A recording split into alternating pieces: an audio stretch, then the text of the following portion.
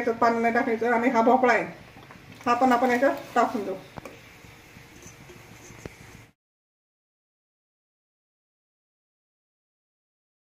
नमस्कार. बघा आपल्याला दुधी भोपळ्याची भाजी करायची आहे. त्यासाठी बघा असे कवळे कवळे 2 भोपळे आणलेले आहेत मी. एकदम कवळे आहेत, निबर नाही. आणि एकदम मस्त अशी गावरान पद्धतीने, गावाकडच्या पद्धतीने आपल्याला ही भाजी करायची आहे. एकदम सोपी आणि एकदम टेस्टी. बघा तर याला आता आपण सर्वात आधी धुवून घेऊ. हे बघा आधी असे मस्त धुवून घ्यायचे. गावरान भोपळे ते गावरान एकदम असे गावरान भोपळे आणायचे. बघा कवळे, जास्त निबर भोपळा नाही आणायचा. हे बघा असे आपण धुवून घेतलेले आहेत. आता मस्त याला चिरून घ्यायचं. तर मस्त याला आता चिरून घ्यायचं.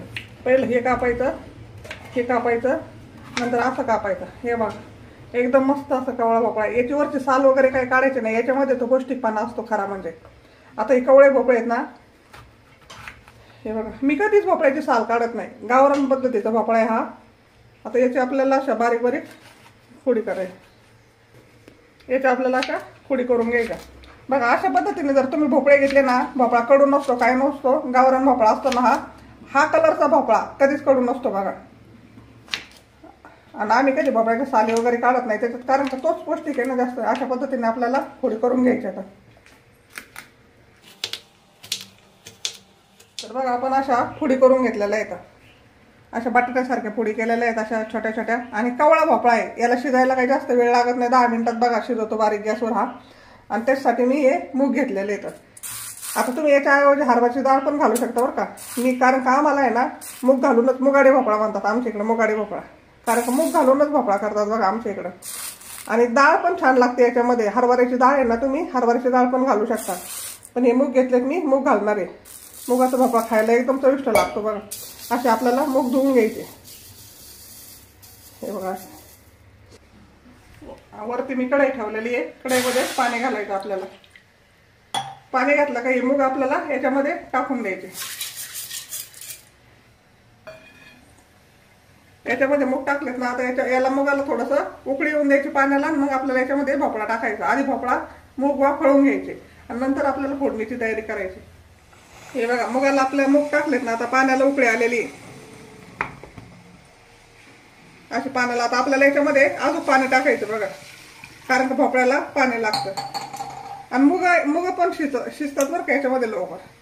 अजून पाणी टाकलं ना म्हणजे भोपळा चांगला शिजतो, मूग पण चांगले शिजते ना आपले. त्याच्यानंतर आपल्याला काय याच्यात पाणी नाही टाकायचं. आणि हा भोपळा आहे हा पण आपण याच्यात टाकून देऊ. हे बघा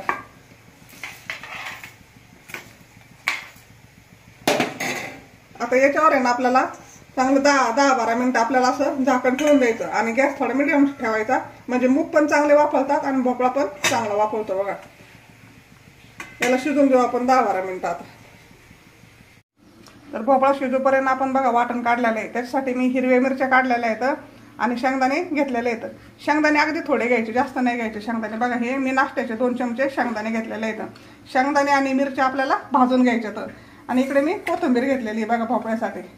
अशी कोथिंबीर लसूण निवडून घेतलेला आहे इथे. आणि हे मिरच्या आणि शेंगदाणे आपण भाजून घेऊ आता. तर आपल्याला वाटण भाजून घ्यायचं, त्यासाठी मी तवा टाकलेला आहे. तव्यावर आपल्याला थोडंसं तेल टाकायचं बघा मिरच्या भाजायला. आता या मिरच्या आपण टाकून देऊ आता.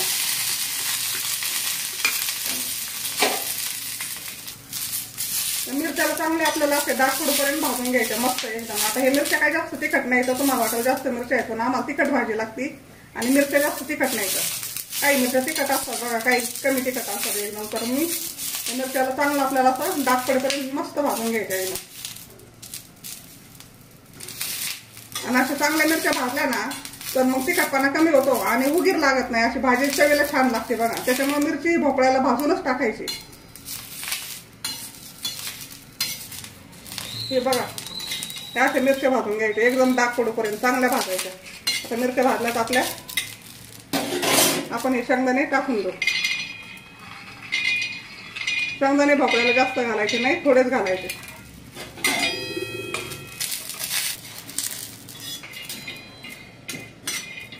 शेंगदाण्याला पण आपल्याला असं मस्त खरपूस भाजून घ्यायचं. तर बघा मस्त शेंगदाणे भाजले, शेंगदाणे पण आपण काढून घेऊ. आता हे सर्व वाटण आपल्याला वाटून घ्यायचं. लसूण, मिरची, शेंगदाणे आणि कोथिंबीर हे याच्यात आपल्याला मीठ घालायचं आहे. आता हे वाटण आपल्याला पाट्यावर वाटून घ्यायचं आहे आता मस्त बारीक. तर बघा आपण पाटा पाडाय, त्याच्यावर मिरच्या टाकायच्या आपल्याला, याच्यावर चवीनुसार आपल्याला मीठ घालायचं आणि याला आता मस्त बारीक वाटून घ्यायचं.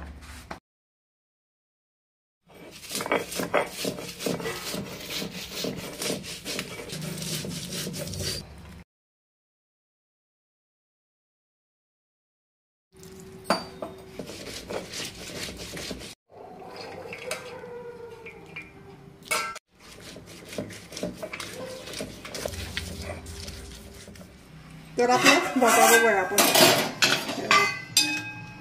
आता मी गॅस बंद केलाय आणि हे बघा भोपळा, हे बघा असं भोपळा शिजलाय आपला. आणि मूग पण बघा, त्याच्यामधले मूग आहेत ना जास्त शिजवायचे नाही आपल्याला, असे शिजले पाहिजे. हे बघा मूग पण थोडे थोडे शिजले. तर आपण आता फोडणी देणार आहोत भाजीला, फोडणीत पण थोडे हे शिजून जातील मूग, त्याच्यामुळे आता आपण लगेच भाजीला फोडणी देऊ. आता भोपळा मी ताटलीत काढून घेतलेला आहे. आपल्याला त्याच कढईमध्ये तेल टाकायचंय. 2 पळ्या तेल घालायचं, तुमच्या आवडीनुसार तुम्ही तेल टाकू शकता. तेल तापलंय, आपण मोहरी टाकून घेऊ याच्यामध्ये. हे बघा अशी मोहरी टाकून द्यायचे. मोहरीला चांगलं तडतडून द्यायचंय.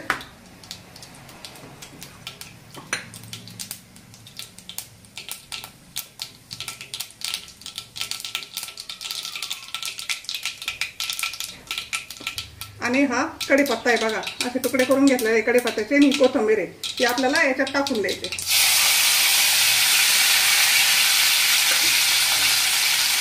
आता भोपळ्याला आहे ना थोडीशी आपल्याला हळद टाकायची. हळद जास्त नसते भोपळ्याला, बघा नाही टाकली तरी पण चालते, पण थोडीशी मी हळद टाकते. म्हणजे काय काही भोपळ्याला हळद पण टाकत नाही बघा, अगदी थोडीशी हळद टाकलेली मी.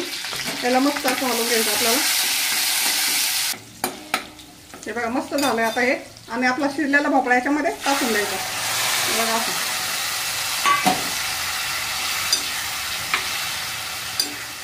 एकच नंबर चवीला भोपळा लागतो बघा, एकदम गावाकडच्या पद्धतीने. आणि हे वाटण आहे ना आपल्याला, हे वाटण याच्यामध्ये घालून द्यायचं. याला काय परतायचं नाही, काही नाही, असंच वाटण टाकून द्यायचं बघा याच्यामध्ये. आता हे वाटण चांगलं मिक्स करायचं आपल्याला मस्त.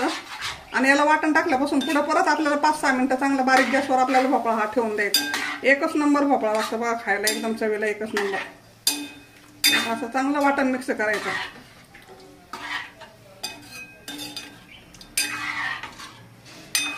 आता हा भोपळा आहे ना तुम्ही एकदम सुका पण करू शकता आणि याच्यामध्ये पाणी टाकू शकता. तर याच्यामध्ये मी थोडंसं पाणी टाकते, म्हणजे थोडंफार शिजणार आहे आपला भोपळा याच्यामध्ये, त्याच्यामुळे थोडंसं पाणी घालू आपण.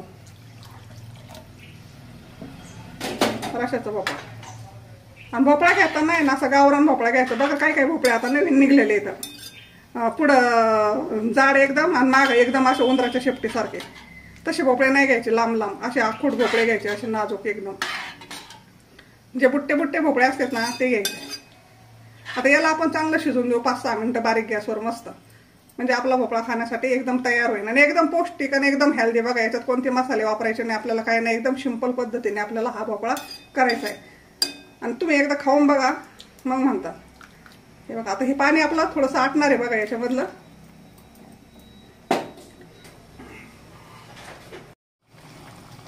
हे बघा उकळी आल्यानंतर मस्त असं हलवून घ्यायचं याला चांगलं आणि शिजून द्यायचं थोडंसं याला 2-4 मिनिटं आपल्याला. म्हणजे हे वाटण टाकलेलं आहे ना आपण, ते एकदम मस्त असं भोपळ्यामध्ये उतरतं आणि चव एक नंबर लागते बघा याची. शिजून देऊ आपण याला थोडंसं आणखी. तर बघा आपला भोपळा खाण्यासाठी आता तयार झालेला आहे, एकदम मस्त झालेला आहे. आपण गॅस आता बंद करू.